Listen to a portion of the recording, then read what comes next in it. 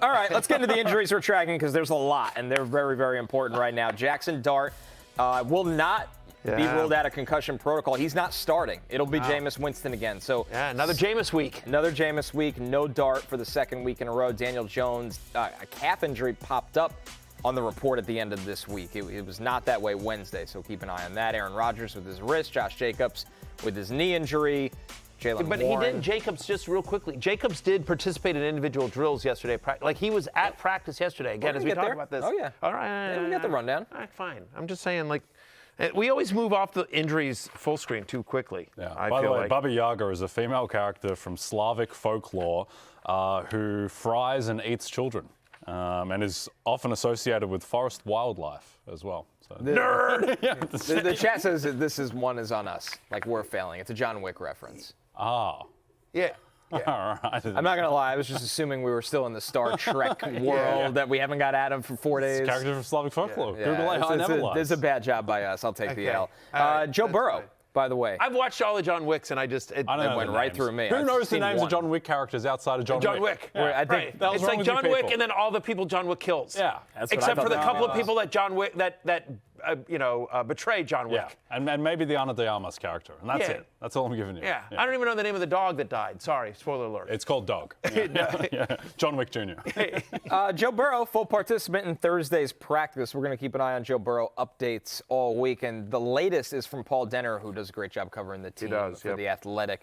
He said, just got back from practice. Joe Burrow wasn't involved in stretch with the rest of the quarterbacks, but he did participate in portions of the low red zone drill that was starting as the media exited. Do with that what you will. We'll speak to Zach Taylor within the next 30 minutes. So maybe we'll have an update on Burrow by the end of the show. Yeah, I am very doubtful that Burrow is going to play on Sunday. One, just reading between the lines of some of the reporting out of practice. And then secondly, the line is Patriots -7 in Cincinnati. Joe Burrow's not going to be a touchdown favorite at home against, frankly, anyone in the NFL. So there's a chance that he plays clearly. But I think that because he plays on Thanksgiving as well against the Ravens, I think having him come off this absence and play 2 games in 5 days, good point. That seems improbable to me. But who knows? You know, he's Joe Burrow. He can do what Where he would you wants. rank him if he did play? If Burrow played, rank him like QB 6 or 7. Like, I mean, I think he's a top 10. I think he'd be a top 10 guy. Again, the reason why Flacco has been so good is their defense is awful, and he's got 2 of the best wide receivers. Right. I mean, he's got no Chase. He's got no Chase here. So he'd be a low end QB1, but I'd be hard pressed to not start him if I'd had Burrow. It depends on, I guess, who you have. But yeah, I mean, I think he would be a top 10 play. I think he'd probably be off the top of my head, somewhere in the QB8 range. Something like that. The one last thing I'll say here, though, about him not playing, if they lose this game, they're 3-8, right? Yeah. I mean, it just sort of feels like, why bring him back? The whole point of bringing him back is to try to save the season. Yeah. And if you lose this game, season's done. And if you felt better about Flacco after last week, I get it. But, like, obviously, that was a tough game for Flacco, and so that. The only thing there, it's kind of when Lamar came back, and everyone expected him to be back for that Bears game, and the Ravens at the time were, I think, 1-5. And if they lose that game against the Bears, they're 1-6, and the season feels almost over. And they held Lamar out of that game and gave him an extra 4 days to play against the Dolphins on Thursday Night Football. And at the time, I was thinking, like, he's been out 6 weeks. For a hamstring, how much does 4 days actually matter? Like, season's on the line. But I do think there is this aspect of having the guys play off a long layoff 2 games in 5 days. That's just a lot. And these guys are the franchise, clearly, Lamar and Joe Burrow. So that would be my thinking. But also, let's be realistic. Like, the Bengals, I don't think they're going to do anything this year. They have maybe the worst defense of all time. So, like I said yesterday, I think it's not as cool having Joe Burrow when your defense turns everyone else into Joe Burrow. I feel like on some level, when you think about how good the Colts are playing, I feel like there's a requiem on Lou Anarumo. Everyone was just like, oh, he did such a bad job with the Bengals last. Actually, when you see what they are without him, he actually did a great job last year. He was a fall guy. He was like a total scapegoat. 1,000% he was a fall guy. But my point is like, I actually think now seeing what they've done this year with more or less the same talent. Oh, the defense is substantially worse this year. That's my point. That's my point. That's my point. Is I actually think, given the level of talent that he had to work with, that he actually, in retrospect, I think he actually did a really good job last year. Getting the 27th ranked defense. Yes, I know that sounds insane, but that's my actual point. Look at Trey Hendrickson out hurts a lot, but Lou Anarumo clearly wasn't the problem last year. Yeah, I mean, I always say that's like the best example of Mike Tomlin being a brilliant coach is how crazy Antonio Brown was after he left the Steelers.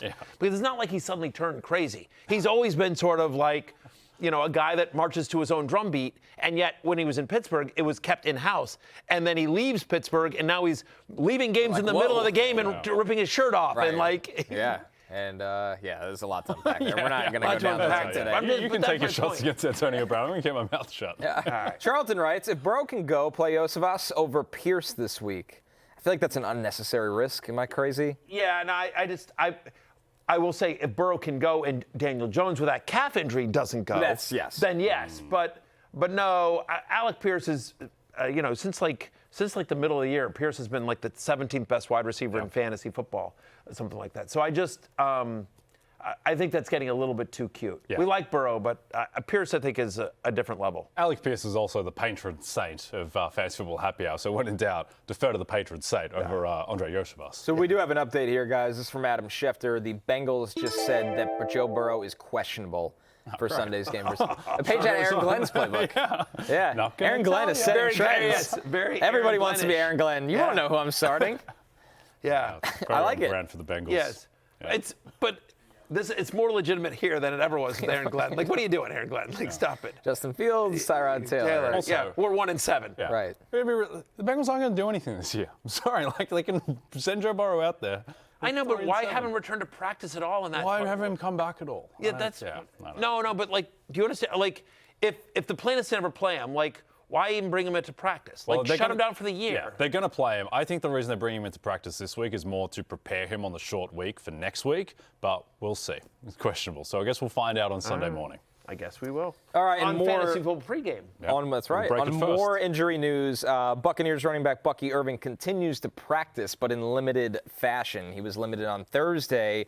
And our very own Mike Florio yesterday on a warning on why Bucky might not be back anytime soon. Take a listen to this. I'm not so sure Bucky Irving is going to be back this weekend based upon something I heard when we were in Philadelphia. I'll tell you off air what I heard. I want to be careful. It just underscores the very real existence of inside information. It's because it's something that probably shouldn't be out, but I don't think he's going to be back anytime soon. It definitely is more information than what's available in the injury report. That's not an optimistic update. That is not. I think what it says is that it's very pessimistic. And producer Steven told me we have an update now. So he's been ruled out. Ben Bredesen, Bucky Irving, Jamel Dean, and Hassan Riddick are out per Todd Bowles. Chris Godwin is definitely trending toward playing. That is from River Wells. Okay. That's not a great report for the Bucs. No. I mean, Dean and Riddick, I mean, like that, like... Bredesen on the those are four guys they kind of need. On the Bucky front, we've now had 2 weeks of limited practices and not playing. So I don't want to speculate as to what Florio's talking about there. Sounds like there's something more serious brewing below the surface. But the most important thing for us as a fantasy football show is that we now have at least clarity that Bucky Irving won't go. You feel a little bit better about Rachaad White and Sean Tucker in terms of their workload, because now it's a workload divided by 2 versus 3. All that said, no team allows fewer rushing touchdowns to opposing running backs this year than the Los Angeles Rams. Since week 5, I've given this stat out before, but Derrick Henry, the only running back to rush for more than 67 yards against the Rams. Only Derrick Henry since week 5. And so both guys, ideally I would not start either guy if I had to. I think if I had to pick one, it would probably be Sean Tucker, just because I think he's got the better chance at a touchdown. I'm not convinced he necessarily comes off the field. I mean, they used him in the passing game. Right. He was so brilliant last week that I just feel like you don't put that toothpaste back in the tube. You don't suddenly say, like, hey. How do you watch that and be like let's get less of that? Yeah. Right. I do think as well that it's handy in a way that this is a Sunday night game, because you're probably going to be in a position where you know kind of what you need out of that game if you have both of these guys. Yeah. And if you need upside and you need someone to get you 21 points, then Sean Tucker will be your go.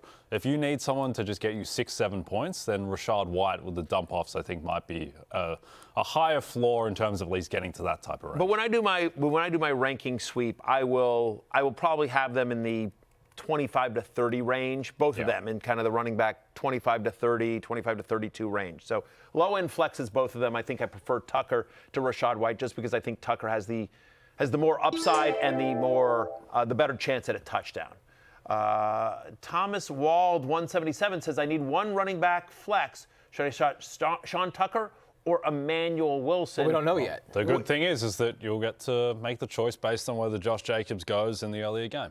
That is the correct answer here. If Josh Jacobs is out, the answer is Emmanuel Wilson. Yep. To me. Without a doubt. Without a Just doubt. Like pure volume. Yes. And if Josh Jacobs is active, then to your point, Sean Tucker. I'm Sean Tucker. Yeah. Tuckwagon. On the more optimistic Bucs news, guys, Chris Godwin did practice fully on Thursday. Obviously, he's trending towards playing right now. But his offensive coordinator, Josh Grizzard, had a bit of a fair warning on how much they can ask him to play right away.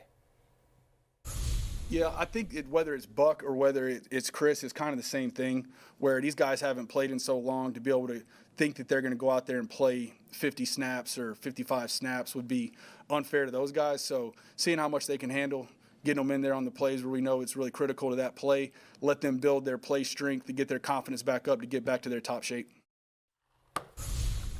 All right, so maybe, the question is, like... It's a wait and see.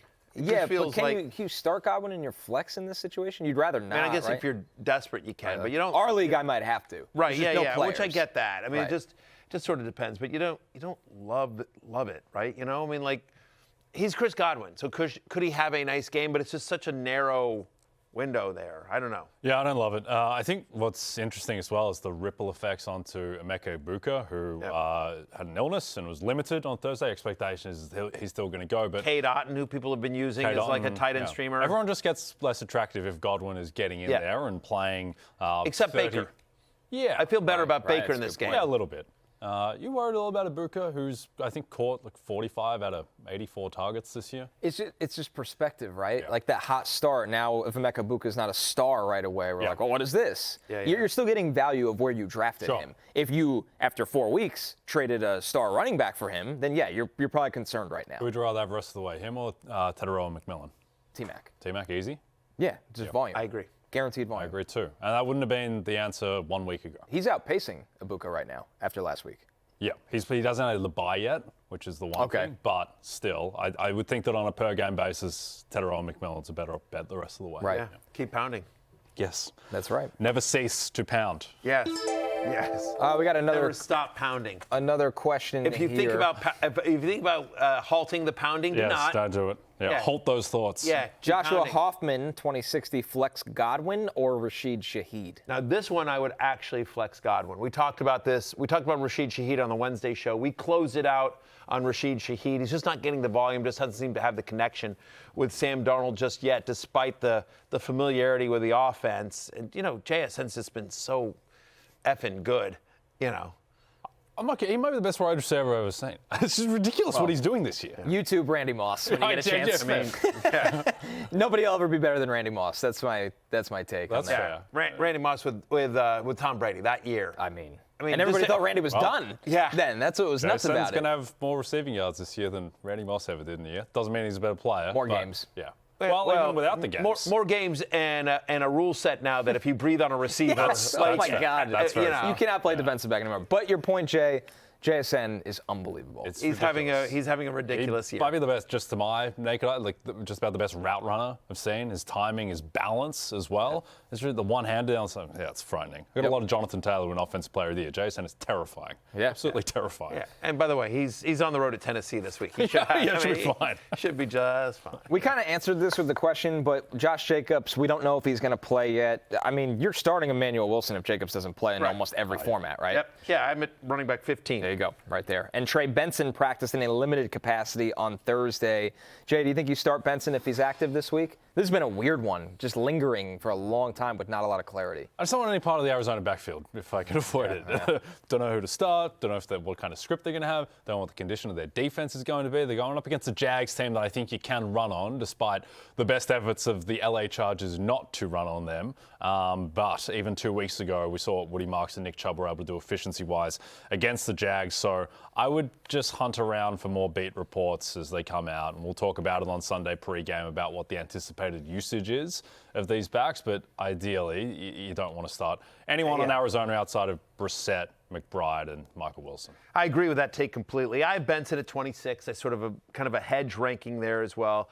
I know that you think you can run on Jacksonville, but just statistically, they allow the second fewest rush yards per game to opposing running backs and the sixth fewest fantasy points per game. Like they have actually, and whether it's because teams don't need to run on them because they've been so effective throwing against them or game script. So yeah, I agree with you. Just sort of like to the eye test, feels like you can run on them. Yeah. On the other hand, like they shut down the Chargers. They're very Jekyll and Hyde, the Jaguars. Some weeks they're like, oh, actually you guys are a legit defense. And then there's some weeks you're like, what are you guys doing? Yeah, give up 35 to Matthew Stafford with no Puka Nacua. That's right. Yeah. So it's all over the place, but I do think, here's what I'll tell you. I'm going to just tell you this right now. This is exactly what's going to happen. If you start Trey Benson, I'm speaking to you generally. If you start Trey Benson, Bam Knight is going to have the game of his life. But if you leave Benson on the bench, 2 touchdowns at 100 yards incoming. I'm just telling you, that's how it works. That's how it works for all of us here in the fantasy football community. Yeah. Just so we all just got to kind of vote what we want to do. If you're dealing with these injuries, here's some top Week 12 waiver targets to take a look at. Trevor Lawrence has those Arizona Cardinals. Tyler Shuck, a top 20 play. Against Atlanta, Tajay Spears, he's always on this list. RB31 is Bashal Tutin is RB33. Devin Singletary, RB34. Christian Watson, definitely a flex play with his big playability at wide receiver 30.